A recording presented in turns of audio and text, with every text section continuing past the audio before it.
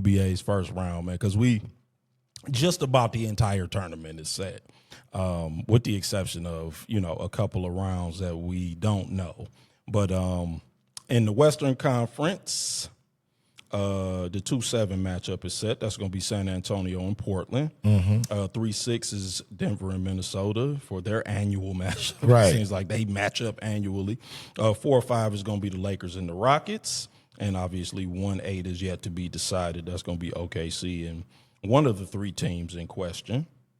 In the Eastern Conference, the 3-6 matchup is going to be the Knicks and the Hawks. 4-5 matchups is the Cavs and the Raptors, and obviously 2-7 and 1-8 are yet to be decided. So let's just go high level. First round upsets. I know we kind of already teased the Knicks and the Hawks. Also, I want to know which team has the most pressure to deliver at least a finals appearance. Which teams have the least? And then let's talk about individual players with the most pressure to, again, and at least make the finals.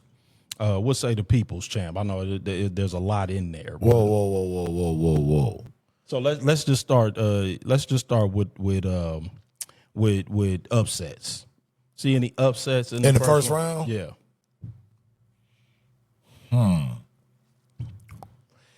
I wouldn't really consider Atlanta, if they beat New York, that much of an upset, just for the simple fact that the longer that series goes on, I don't really trust Mike Brown. I mean, listen, what I would say is I think that series more than any other is going to be important for New York to take game one. Spooky hours if Atlanta come out and win game one. If I was a Knicks fan and Atlanta came out and took game one, I'd be very nervous. And I don't want to hear that, always hating on the black man type. If Mike Brown loses and gets fired, there's a real strong likelihood that his replacement would probably be black in the NBA. Yeah, it's probably like the only league where it's like a legit 50-50 shot. His replacement might be black. Very true. But I mean, he's just kind of shown a history as series go on. If they, if they progress, he gets a little suspect. I mean, not saying I'm rooting against him, but that's what I have my eye on. And also, I think that Atlanta has the pieces. Listen, Atlanta, they playing great defense right now. Especially when we're talking most improved, Nickeil Alexander. Walker is on one. Yeah, he's playing great. Jalen Johnson is playing great. I mean, the team is playing great. They got the number one defensive rating in the league since the All-Star break. I think if Dyson Daniels jumps all over Mikal Bridges and erases him, that's problematic. I think, and I think too, they'll have to make shots in the half court. Yeah, that's what I'm saying. I'm like, again, because Atlanta, they've had really good shot selection and they've had really good shot making also. And I understand 7-game series are different, but listen. Let's see the stage. They're on the stage now. Yeah, I think that, to Nephew's point, I think Karl Anthony Towns should have the advantage against their front court. Karl Anthony Towns should have the advantage against most NBA front courts. That's why he's the ire of so much of my disdain. Right, yeah. Like, he should have the advantage. He should against Onyeka Okongwu and what's the backup? Mo Gay is the backup. He's got every tool you need to he have his way with whoever's in front of him. He should average 25 and 13 in this series, and he should dominate his matchups. But, if he comes out timid, if he comes out, and doing his best Craig Hodges impersonation, then, it could be scary hours. So, I agree with that. Listen, don't sleep on Toronto, too. I think Toronto could give Cleveland. Yeah, I mean, They could give the winners. So I mean, and let's not sleep on his sidekick either. I mean, like Donovan Mitchell, he's never been to a conference he's like final. the Game 5 legend. You get what I'm saying? Like you got Game 6 Clay. It's like Game 5 Donovan Mitchell, bro. Say he got the perfect understudy. And then like we'll run out of gas on your ass in a New York minute, man. But I like Donovan Mitchell. I do too. And like he's one of those players where the pressure's kind of on, where it's like, hey man, the hope is not at our expense, but it's like, hey man. Yeah. So, which team has the most pressure to at least make a finals appearance out of all of these teams that are in the playoff picture? To make a finals appearance? At least make a finals appearance. And you talking about pressure. Yeah, the pressure.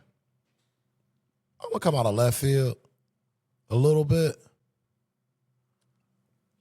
And I'm going to say the Minnesota Timberwolves.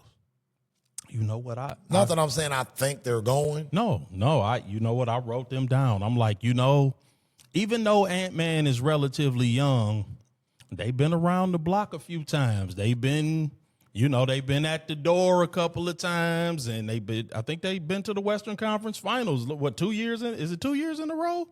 Yeah. Yeah. They've been there 2 years in a row. Yeah, it's getting this group, this unit that they've had, it's time for them to do something, or it's time, or blow it up.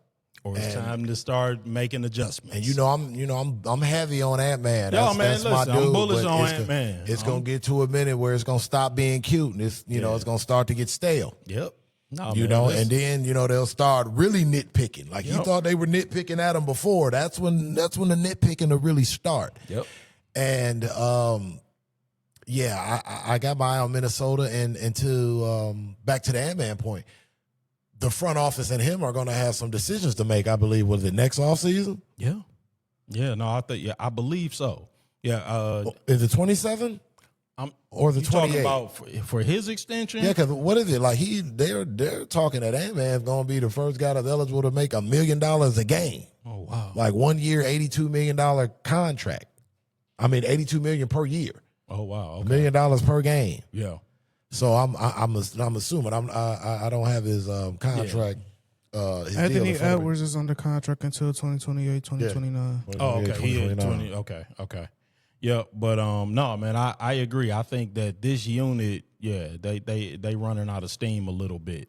So no, I agree, and also not to be too heavy on the New York Knicks, but they fired their head coach. Mm-hmm. Mike Brown was supposed to be an upgrade. I think they have a lot of pressure, even though, again, I'm not picking them either. Right.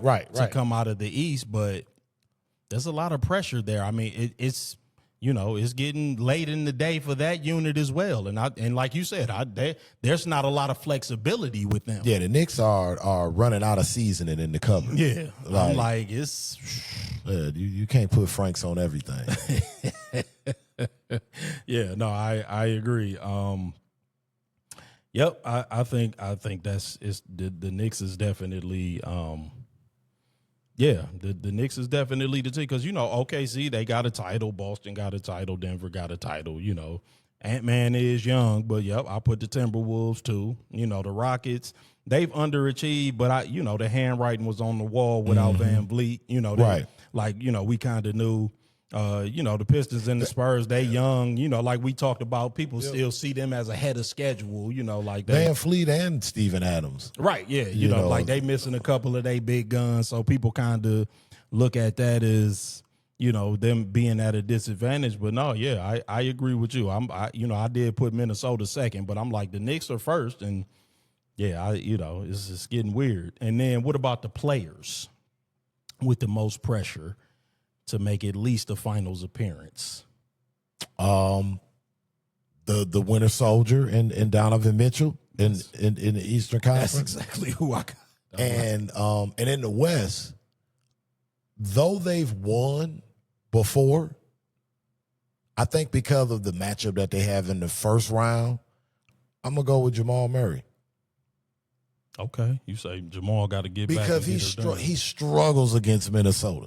Yep. He mightily against, and I mean, Anthony Edwards guarding him, or And McDaniels. and Jaden McDaniels. Yeah, McDaniels is a great defender. White Dante's a good defender. Always has Dante been. Mitchell, yeah. I mean, So- Dante DiVincenzo. DiVincenzo, yep. So I think, because the reason why I say that is, if there's like a counter to a Wemby in the Western Conference in the playoffs, I think it is Nikola Jokic. Yeah, exactly. Yep. So I think if they can get by a Minnesota, then they can kind of set themselves in a position to really disrupt some things in the Western Conference, because I just think when we're talking playoffs and you're talking situational basketball, man, Nikola Jokic in a 7-game series, man. Hey, man, when listen. it comes to slowing that game down, Yep. if Aaron Gordon can stay healthy and make shots and continue to do what he's normally done on the backside of the defense, in terms of when he feels like getting more than 6 rebounds, Right. but the defense is always there. He's a versatile agree. backline defender. If he can continue to do that, they can get anything consistently from like a Cam Johnson. Yes. Nikola Jokic can slow a game down close to what LeBron was able to do when he used to make those Eastern Conference runs. I'm not saying but he has that ability. He has agree. that toolbox. I think the Aaron Gordon thing that's a great point, because especially against San Antonio, I think Aaron Gordon is an X factor, because San Antonio plays the 4 wings in Wemby. Mm-hmm. And Wemby's going to have to guard Jokic. Mm-hmm. And that's going to leave Aaron Gordon. He's going to be a mismatch on offense for whomever, because they're all guards. They're all basically. guards, You know what yep. I'm saying? So, like, that's the one thing where they are going to have an advantage. Yep. If he can find an advantage and he has a great series, I agree. That gives them an X factor. That's a good point. Yep, I agree. I think Aaron Gordon is very important. And last year, they took OKC to 7, and he had a bad hamstring. Mm-hmm. So, I agree. I think Denver is, they one of those teams. They could end up coming out of the West. That I got my eye on them. I agree. Donovan Mitchell and James Harden, I had them as well. What a coincidence. Yep. I don't know if I think Denver's pieces they're going to have pressure on them. I don't necessarily know if they have as much pressure to make a finals run as Anthony Edwards does. Right. I agree, because they've already won. I mean, And it's not, it's, I don't think it's Ultimately- so much that they've already won. I think it's just like if Denver makes it to the conference finals, I think everybody will be happy. Right. Ultimately about how their season unfolded. Like, I don't think anybody really expected them, with the way it has gone, to be like, okay, they made it to the conference final and they put up a fight. Mm-hmm. Right. I think No, go ahead. the pressure, I think with Amp, the pressure is on him to make that like a serious run at the finals, is because if you look around the rest of the rest, you got OKC who won. Mm-hmm. You got the Spurs who Wemby, he's ahead of schedule. Yep. Denver, like you said, won. Mm-hmm. Luka, I mean, he already had his run, and he went to the finals. and it's just they're working through the transitional phase right now, so that he got some time before the pressure's back on him. Really, Houston's situation is Houston's situation, and then Portland's just happy to be here. Yeah, right. Right. They up and coming. Right. So like, if you look at the landscape, it's like this is your if you were to say to be the face of the league, if you want to be that top dog, this is the time where you need to go ahead and grab it by the horns and.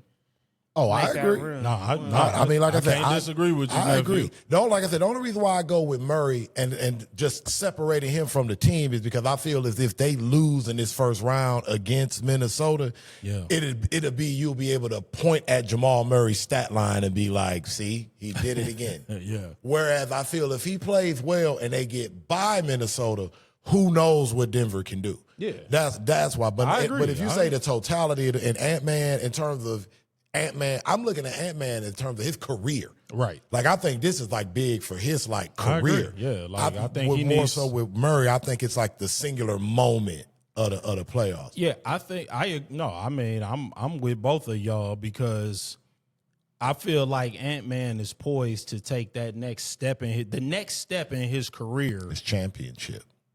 Yeah, is to become a real contender. You know, and not be a cute story. You know what I'm saying? Like, you know, like even though he keep kind of coming in as a lower seed and all of that, like you've been to the conference finals a couple years in a row. It's, you know, the next step is finals. At least get to the finals, you know, and be a contender, be on the big stage. Like you said, face of the league, you know, that feels like the next step in his maturation. And even though like the Timberwolves are not really on anybody's radar like that, this is the opportunity for him to come out of nowhere and announce himself. Yeah. So I agree with that. And he can do it. I mean, I agree. depending on how that knee's feeling. And I'm not even saying he has to make the finals. Make it obvious that if the reason we didn't make the finals isn't because of me. Oh, yeah. Announce himself. Oh, yeah. I'm not worried about that with that, man. Like make it clear that, hey, if we didn't make the finals, it wasn't because of anything that I did or didn't do. It'll be Julius Randle's fault. Don't worry. Yeah, because he another one in the playoffs. Julius Randle got your back. Don't worry. Julius Randle was another one. He's got in a the nice. playoffs. He's got a nice 4-19 game 6 or pivotal game 5 Yeah, coming that- for you.